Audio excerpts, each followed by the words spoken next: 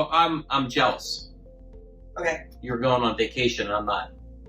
Yeah, but yesterday you yelled at one of our partners because I asked her to send me something to do on vacation, and you yelled at her. You said, "Don't you dare send her anything to do on vacation." Because you shouldn't, except for anything to do with money. Well, I am going to do stuff. I'm going to do stuff that has to do with money. I'm going to do some banking stuff each morning. But yes. So, what other kind of stuff are you going to do on vacation? Well, I'm going to wave bye as my fiance, my forever fiance, goes fishing. Oh, is this new for him? And I think he's going to go fishing with a good friend of ours, Brock. Really? Yeah. I think he and Brock are going to go fishing from, I think, Shred Northwest. So they have a bromance. They have a bromance going. Yeah. They could have a bromance going. So, yeah. So, what else are you going to do? What are you going to do? I'm going to spend quality time with my Kindle. Okay. And my Kindle and I are going to spend quality time near the swim up bar. Okay. I'm really boring on vacation because I want to read books in the sunshine. That's me on vacation. Okay. So how long will you be gone? I'm like a house plant. I'm like taking a potted plant on vacation. I'm the perfect vacation guest if you ever want to take me. How long will you be gone? I will be gone 2 full weeks, and I have to recommend, to get to this point in our career, and I have to thank you for that you and I have gotten to that point, even though you refuse to take a 2-week vacation. Someday. I'm telling you, it's life-changing. It literally is one of the best mental health things I've ever done. I did it for the first time 2 years ago before COVID. Okay. And I'm going to find a way to force you to do it. If I have to take away your fob and change the key code, change everything and not let you back. Okay. But yeah, you have to do it at some point because it's the most spectacular thing. Okay. So you're going to read, you're going to go to the pool bar, John's going to fish, and you're going to be gone for 2 weeks. So I promise not to fire all the employees while you're gone. Good. So you'll be able to come home to employees. But what are the things you won't do on vacation? One of the things I won't do is I won't use my cell phone number or my birthday or John's birthday for our safe combination in our hotel room. Oh. And there are people that do that? Yes. Okay. Because remembering 4 numbers can be challenging. Okay. And at my age, it is challenging. Okay. But if you have ever traveled out of the country, or even U.S. hotels, you give them your cell phone number. Right. And a lot of hotels, make a picture of make a picture. I sound like I'm 150 years old. I'd be making a picture. They make a copy of your passport, so they have your birthday. Right. They also have your home address. They have your cell phone number. They have your birthdays, John's birthday. And sometimes they also ask for an emergency contact. So you might put your kid down. Yeah. And in my case, if I put my kid down, they're going to ask for his number. It's going to be a cell phone number. Right. So I'm not going to use my kid's cell phone number. I'm going to pick a 4-digit number for my hotel safe that has absolutely nothing to do with anything that they would have. Okay. I might pick the first 4 digits of a zip code of some place I've lived, somewhere in the hundreds of places I lived during my college years, or something, something crazy like that, or a phone number when I was 5. Okay. Something that they would never in a million years at that hotel be able to know. Because one of the first things I'm going to do when I get there is I'm going to put my passport and obviously my valuables in the room safe. Right. Okay. So. What about you? So you said about not using your cell. Are you taking your cell phone with you? Absolutely. Okay. Yeah. So, and you're taking your Kindle. Yes. Are you taking anything else with you? Well, I have a VPN that I use anytime I travel, Okay. whether I'm going to client sites or I'm traveling for fun. Okay. So I'll be using my VPN while Okay. I'm, in Mexico, any place that I'm, or even, in the process of getting there. So I'll be using that. Okay. And I'll be taking my laptop. Okay. So what is the other kind of stuff on vacation you won't do? Well, I won't ever go anywhere alone. Okay. And also by alone, I mean digitally alone. Okay. So like during that time that John's going to go fishing, he will know where I am and I will know where he is, because we both will have the international versions of our cell phone plans with data and voice and text. And although he is a Google person with an Android phone and I am an Apple person, we can still share locations with each other. So I will know his location in case something happens to him, and he will know my location, because even though with Apple, if he were an Apple person, we could do the share location, feature. With as long as I download Google Maps, he can share his location with me, and I can share my location with him using the Google Maps feature. So, but I'm not going to go anywhere by myself. But if I were to be kidnapped and had my cell phone, or in my case, my Apple Watch, he would be able to know where I am and, be able to track me down. So why do you think that when people go on vacation, they just kind of lose their mind when it comes to physical security or digital security, and they just don't care? Like what causes that to happen to somebody? Because when we read and we listen to stories and we talk to people, very often really bad things happen when people are on vacation. What do you think causes that kind of disconnect from, okay, I'm going to be really sophisticated and I'm going to really take care of my security when I'm here in the office or I'm here at home. But when I go on vacation, it's like a free-for-all and it doesn't really matter to people. Why does that happen? Well, sometimes I don't know that it's a free-for-all. Sometimes I think we get in situations where we're panicked. Okay. So I'll go back to myself. I think about, 10, 12, 13 years ago in Australia, where I needed, back in the day when you had to have a boarding pass, and could not get on the internet to save my life in an Australian hotel, right, and had to use the hotel business center, and had made the mistake, very stupid mistake, of using my work email address for my airline login username, and had to log into my airline account to print my boarding passes, and ended up having my corporate email account compromised. And then in a panic, having to call back here and making our sysadmin jump through all kinds of hoops. And of course there was the, 20-hour time difference and all of that kind of stuff to make sure that, none of the emails were compromised and all that kind of stuff. But it was a panic because, oh my gosh, we're going to miss our flight. Right. And we're in Australia. It wasn't like, we're in California, we'll get the next flight. So I think sometimes we get ourselves in situations when we're traveling, especially the further away we are, where we do things that aren't smart. The first thing I did that wasn't smart was I used my corporate email for something that I use for personal use. Yeah, but a lot of people do that. Like, there's a lot of people out there, and quite frankly, I'm one of them, that whether it's I'm going to sign up for Amazon, or I'm going to sign up for Zillow, or I'm going to sign up for something, I'm going to use my email address that I'm most familiar with, and that's where I get all my coupons and everything else. So that's a problem now? You're telling me that I shouldn't, I got to stop doing that, is what you're telling me? Yes, absolutely. And then, so therefore, the password that I use here at Reclamere, I got to stop using that on Zillow and eBay and Amazon too. Well, we already told you password 123 was a really bad password. You're right. I know now you've probably changed it to capital P ASSWORD 123 exclamation point. Right.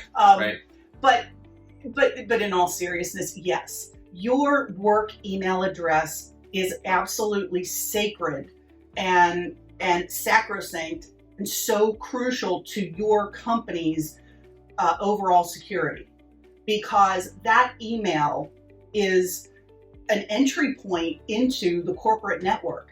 It is also a way to fish or spearfish you as one of the employees to get into the corporate environment. So the challenge is that people, and again, I use myself as an example, we have a number of, like today, signing into Microsoft to do something. And then I teach at, a local college, and I have to sign in there. And then I've got CRM that I got to sign. I mean, I got all of these different things like everybody else in regard to passwords.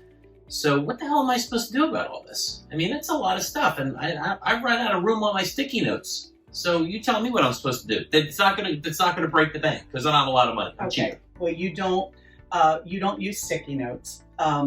We here at Reclamere use password managers. Okay. And we use a password manager that allows us to have a corporate feature, which is why we have it, but it also allows our employees to have a personal feature. We can't access it, and they don't have to use it. If they want to use the personal side of it, they can, but there are also free options for password managers out there. That's the first thing. The second thing is that multi-factor authentication is so absolutely crucial today. The crazy ass thing that comes up on my cell phone, and I got to enter these 6 numbers, and then it gets erased and all that jazz that drives me nuts. That thing.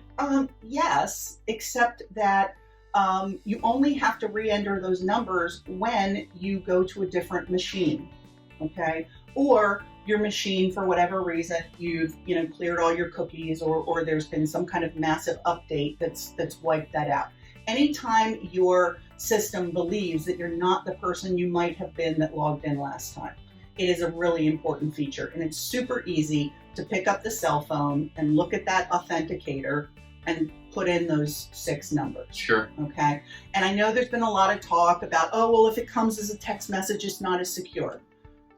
Yes, that is in fact true, except it's better than nothing.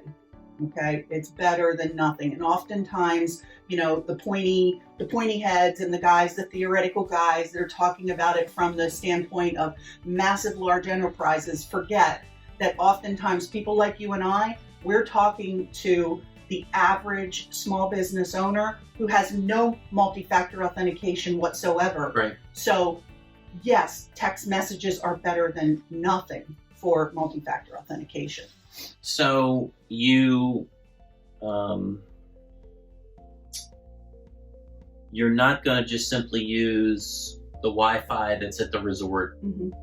You're going to make sure that I'm going to use the Wi-Fi at the resort. But okay. I'm going to use it with my VPN. Okay. So it'll be safe and it'll be protected. Okay. You're going to make sure that you've got a really good combination for your safe mm-hmm. that goes back, whenever you were a child. Mm-hmm. You obviously have, a concern about your own physical security and physical safety and paying attention to your surroundings. Mm-hmm. And then this whole idea of, your email address and corporate credentials and so mm-hmm. on. So, and let me say one last thing. I know you hate when I interrupt you, but they're really okay. important point, because I know oftentimes people say, well, I want to use my corporate email because it's great spam filtering. And so if I'm doing a refi on my mortgage, I know that the documents will come to me and I won't miss them, or my airline tickets will come to me, I won't miss them. I don't have to go through all that schmutz that gets in my personal email account. Right. Personal emails are free. If you're worried about something and you want to make sure you don't miss it, for instance, you're doing a refi on your house, mm-hmm. go set up a Gmail account that you only give out to the bank while you're doing your refi. Right. Or if you sign up for newsletters, go get a Gmail account that the only thing you do with that Gmail account is sign up for newsletters. Doesn't matter whether they're professional newsletters or personal newsletters, but that's all you do with that account always. You never ever sign up for a newsletter account with your corporate your corporate email. And then things like airline accounts. You use them for personal use, but if you travel for business, you also use it for travel. use a personal account, because you may leave that job at some point. What are you going to do then with your frequent flyer miles? Right. What are you going to do if that account gets hacked? So use a personal account that is just for, maybe you only use it when you book airline reservations, no matter what airline it is, but it's a personal account for travel reservations. And you never give it out for anything else. Yes, I know there are more email accounts to keep track of. Yes, I understand that's a challenge, but it's way better than having your identity stolen, your corporate email account hacked, or you ending up being the root cause of a data breach in your company that locks up the entire company's network or causes some type of an attack. So, is there something that's relatively simple that companies can do, especially when you start talking about, okay, your email credential, your email address, and passwords, credentials, etc. Is there something that companies can do that's relatively simple to say, okay, at least get a snapshot in time that says, hey, these things may have been compromised in the past and we just don't know about it, but we want to become aware because we want to go tell Susie, hey, change your password. We want to go to tell Billy, hey, stop using your corporate email address. Is there something they can do? Yeah. I mean, I think one of the coolest service offerings we have is our dark web monitoring. And I hate that term because we got to come up with a better, I don't know, we need better marketing people, because I'm not good at it. No, you're not. You should fire me. We will, when you're on vacation. Because we do so much more than monitor it. Our service, which is just a few bucks a month, not only do we tell you what we find on the dark web in terms of your corporate and personal email accounts of key executives or anyone within your company, we tell you if we found the passwords also, but we give you the context of that. These companies that just dump this information on you and give you no context, that's a problem. That could literally open you up to a lawsuit. So when you have an employee whose company email turns up on, let's say, an adult website or a same-sex dating site, and they are happily married in a heterosexual relationship, it's getting deep. It's getting very deep. And you can cause that person an incredible amount of reputational harm. Sure. Because what if somebody signed them up for that without their knowledge? Right. There are all kinds of ways that kind of situation, when you dump that information out there, can go way off the rails and hurt people.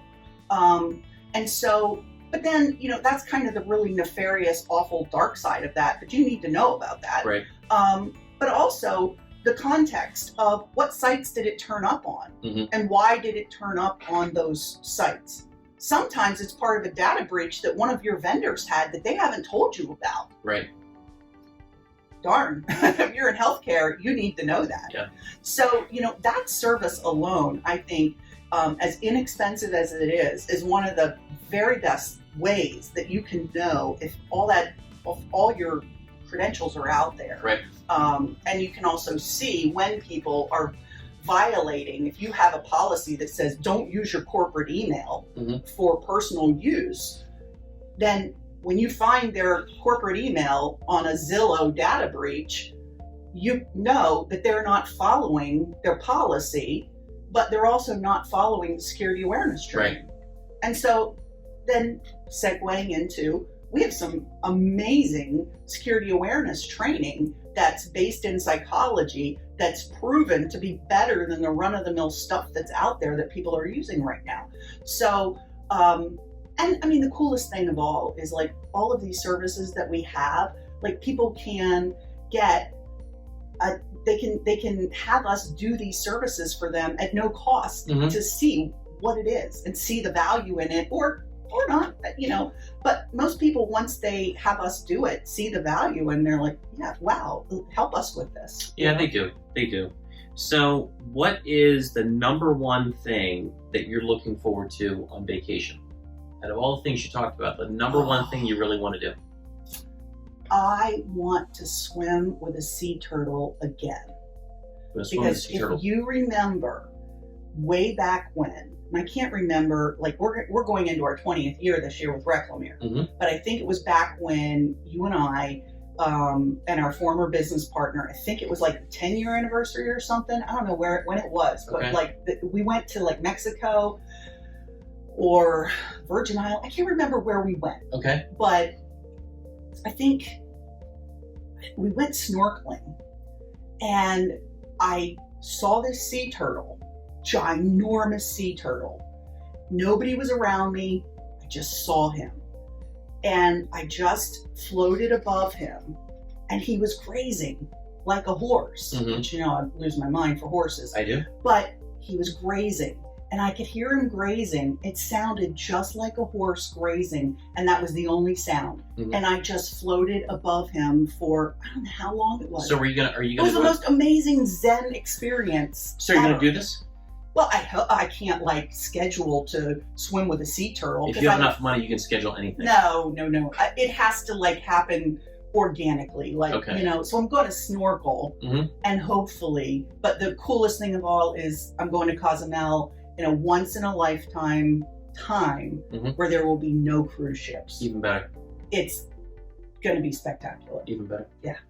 We'll have a great vacation. Thanks. And we'll see you in 2 weeks plus some quarantine time. Yep. And then I leave. So our employees are going to love it. Yeah, they're going to get so much work done around here without us. A month free for all for our employees. Yeah, absolutely. Now just turn it off.